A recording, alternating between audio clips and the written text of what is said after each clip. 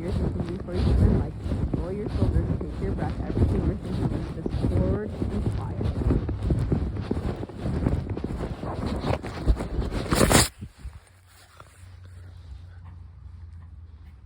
This shot looks lovely. And you're thinking both your shoulders stay a little bit more even. Lift that right shoulder up and back just a hair.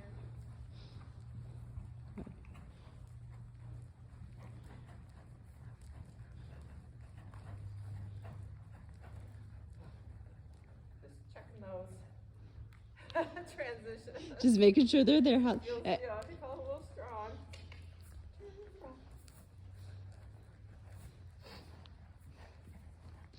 And I apologize if I'm a little less chatty. I'm just trying to get a little bit of video because this trot here looks lovely.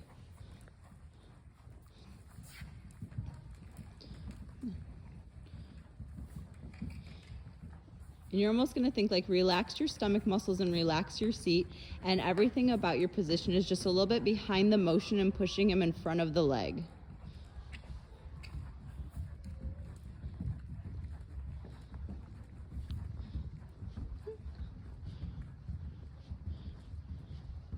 There you go. And keep them a round or two like this. And take a round or two like this. And I want you to think every stride, relax your stomach muscles, let your seat just follow his movement. As long as he's being well behaved and not doing the C word, the change word, let him just think every stride you ride is a little bit more forward than a little bit more supple.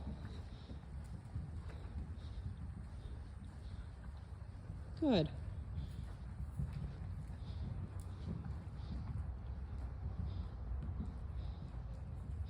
Good, a little touch inside heel.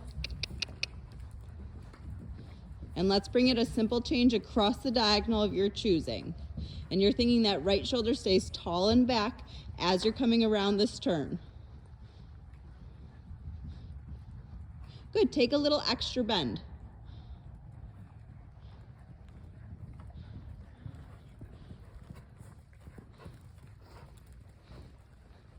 All right, back into your canter.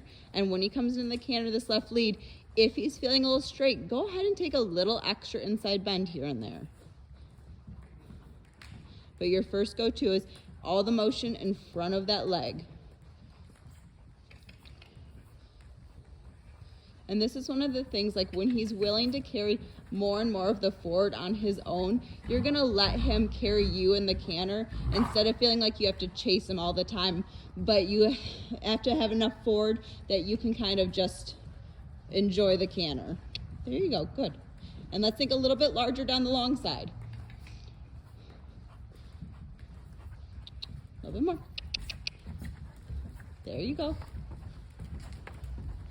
And think 15-meter circle, take a little extra bend, and as you do, you're gonna keep the quality of the canter, keep it nice and forward, even when you're adding the circle into it. There you go.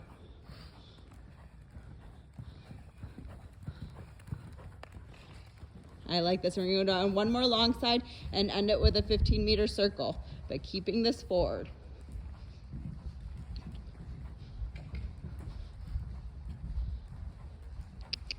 Keep a little inside touch on the rein, keep that bend, and now push them forward. Even more. Tap in that motor. And now think to a little extra inside bend, bring it onto a 15-meter circle again.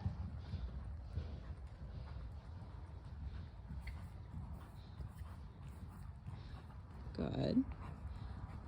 Boy. And a lot of times, like when you add a little extra inside bend, you see how it softens his back, and you have more of like a waist ride in front.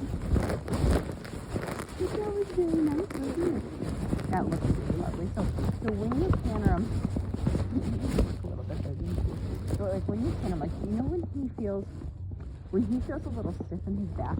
At least I notice, like, my leg wants to move more because he doesn't have like that wave and kind of that supple over his top line. So when you have a canter like this and you take a little extra inside bend, and again, that can be on the circle or it can be kind of a man-made little inside bend, it softens over his back, and his canter gets a lot easier to keep in front of your leg, and there's a lot more like finesse to it, like it's a lot softer, the whole gait.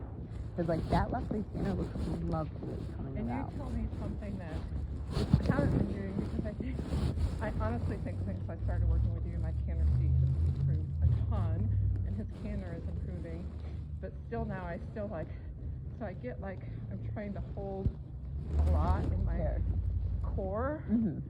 And so, and you said just soften your belly. And And so I'm like, oh.